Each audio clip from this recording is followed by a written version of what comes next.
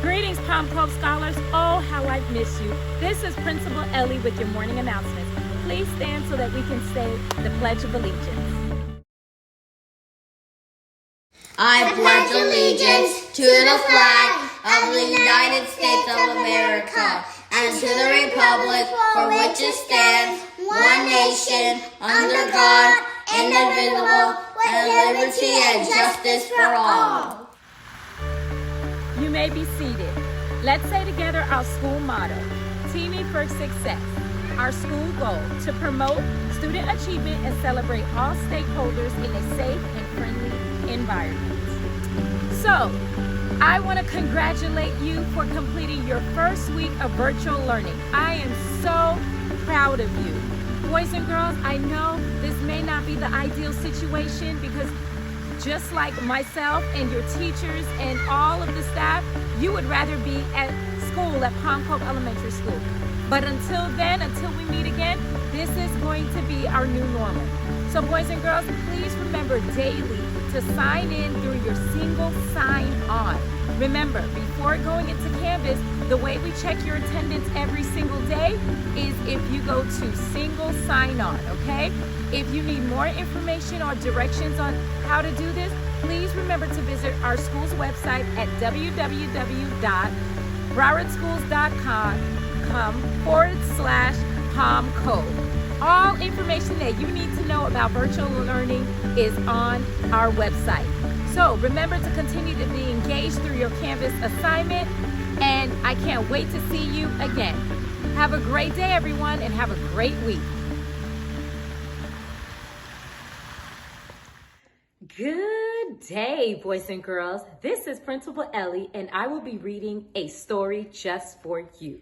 Each week, I will deliver a story so that you can see me, I can see you. Well, I can't see you, but I wish I could see you.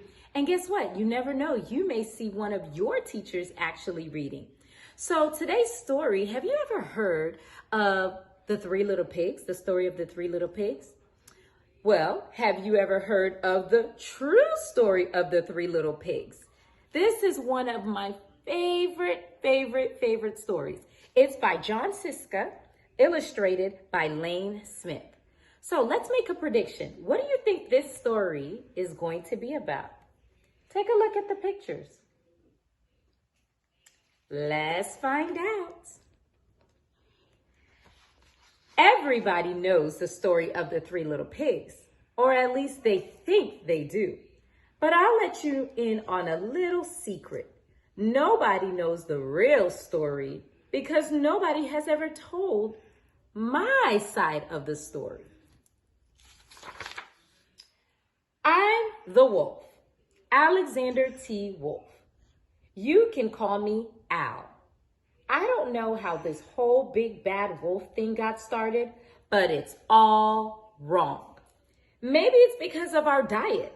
Hey, it's not my fault wolves eat cute little animals like bunnies and sheep and pigs. That's just the way we are. If cheeseburgers were cute, folks would probably think you were big and bad too.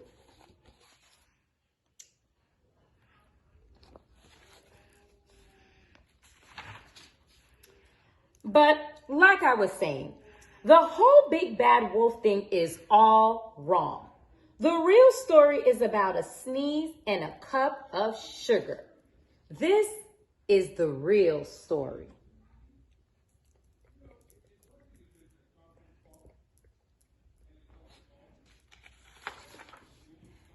Way back in Once Upon a Time, I was making a birthday cake for my dear old granny.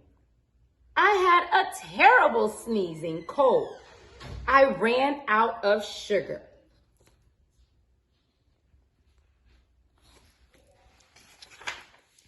So I walked down the street to ask my neighbor for a cup of sugar. Now this neighbor was a pig, and he wasn't too bright either. He had built his whole house out of straw. Can you believe it? I mean, who in his right mind would build a house of straw? Would you build your house out of a straw?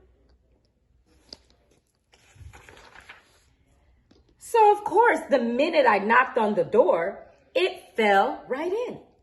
I didn't want to just walk into someone else's house. So I called, little pig, are you in? No answer. I was just about to go home without the cup of sugar for my dear old granny's birthday cake. That's when my nose started to itch. I felt a sneeze coming on. Well, I huffed and I snuffed. What do you think happened? And I sneezed a great sneeze. And you know what? That whole darn straw house fell down.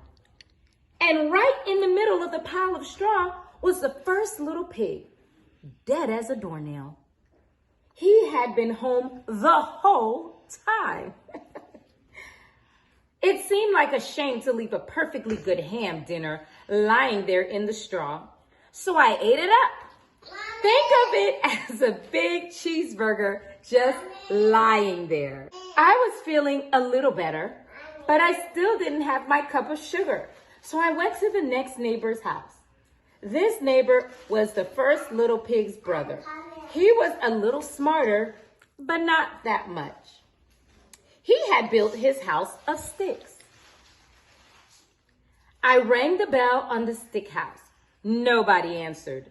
I called, Mr. Pig, are you in? He yelled back, go away, wolf. You can't come in. I'm shaving the hairs on my chinny chin.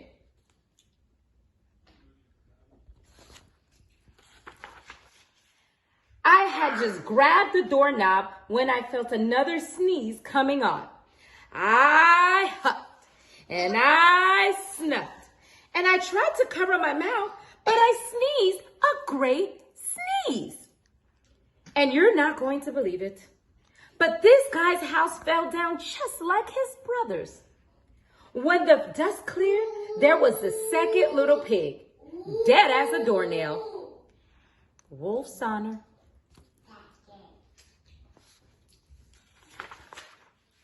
Now, you know food will spoil if you just leave it out in the open. So I did the only thing there was to do. I had dinner again. Think of it as a second helping. I was getting awfully full, but my cold was feeling a little better.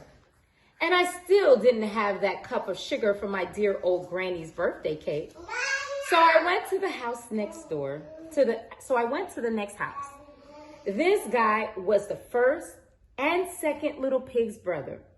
He must have been the brains of the family. He had built his house of bricks. I knocked on the brick house, no answer. I called, Mr. Pig, are you in? And do you know that rude little porker answered? What that rude little porker answered? Get out of here, wolf. Don't bother me again.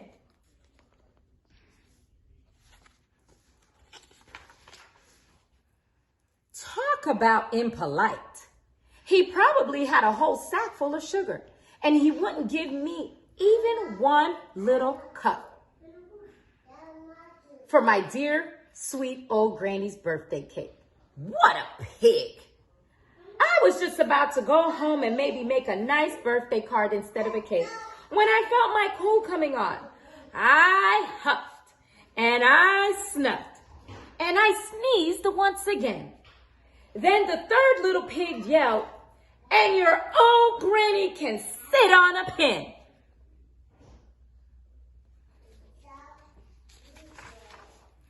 Now, I'm usually a pretty calm fellow, but when somebody talks about my granny like that, I go a little crazy. When the cops drove up, of course I was trying to break down this pig's house. And the whole time I was huffing and puffing and sneezing and making a real scene.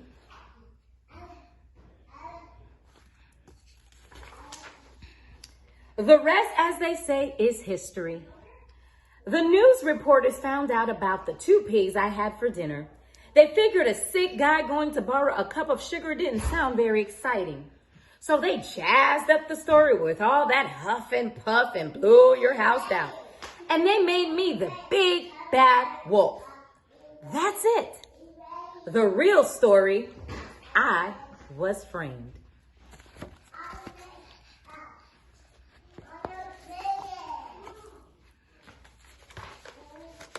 But maybe you can loan me a cup of sugar?